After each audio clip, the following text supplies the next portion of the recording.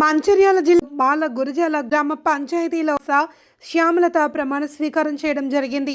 గోమాస శ్యామలత మాట్లాడుతూ నాకు భారీ మెజారిటీతో గెలిపించినందుకు ప్రజలందరికీ ధన్యవాదాలు చెప్తున్నాను అని అన్నారు. సర్పంచ్గా నన్ను ప్రజలు ఆదరించి గెలిపించినందుకు నాకు చాలా సంతోషంగా ఉంది.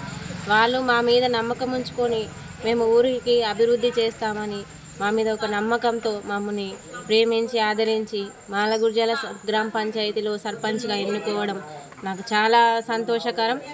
అందరూ ప్రజలు మమ్మల్ని ప్రేమించి మా పైన నమ్మకం అలాగే ఉండాలని ఇంకోసారి మళ్ళీ ఎలక్షన్లు వచ్చేటప్పుడు కూడా మళ్ళీ మమ్మల్ని ఏకగ్రీవంగా ఎంచుకునే విధంగా మేము అభివృద్ధి చేస్తామని మేము ప్రజలకు మాట ఇస్తున్నాం. గుర్జాల గ్రామ పంచాయతీలో ఉన్న ప్రతి ఇంటింటికి ఇంటి పన్ను మేమే చెల్లిస్తామని మేము మాట ఇచ్చాము.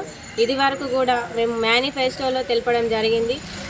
కొంతమంది సందేహం కూడా వచ్చింది, నిజంగా వీళ్ళు ఇంటి పన్ను చెల్లిస్తారా అని. మేము మాట ఇచ్చినప్పుడు మాట వెనక్కి తీసుకోవడం ఉండదు. ఖచ్చితంగా ఇంటింటికి ఇంటి పన్ను చెల్లిస్తాము. అదంతా మా పూర్తి బాధ్యత వహించి మాలగుర్జాలో ఎవరికి ఏ కష్టం రాకుండా వాళ్ళ కష్టం మా కష్టంగా భావించి ఊరిని ఒక అభివృద్ధి వాటలో స్వచ్ఛ మాలగుర్జాల గ్రామ పంచాయతీగా తీసుకువస్తానని నేను మాట ఇస్తున్నాను. పంచాయతీలో ఎల్లవేళలా అందరికీ నేను అందుబాటులో ఉండి రాత్రి అయినా పగలైనా ప్రతి ఏ టైంలో నేను వాళ్ళకి అందుబాటులో ఉంటానని నేను ఈ సందర్భంగా తెలియజేస్తున్నాను.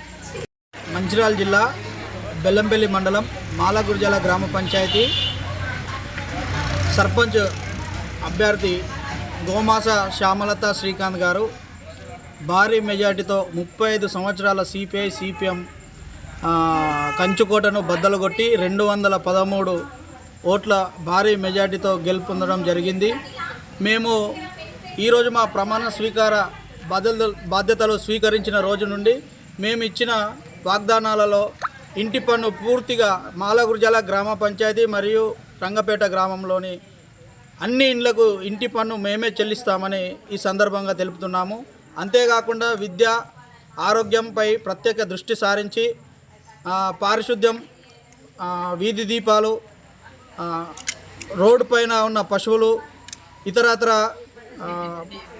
సమస్యలను పరిష్కారం చేస్తామని ఈ సందర్భంగా మేము తెలుపుతున్నాము.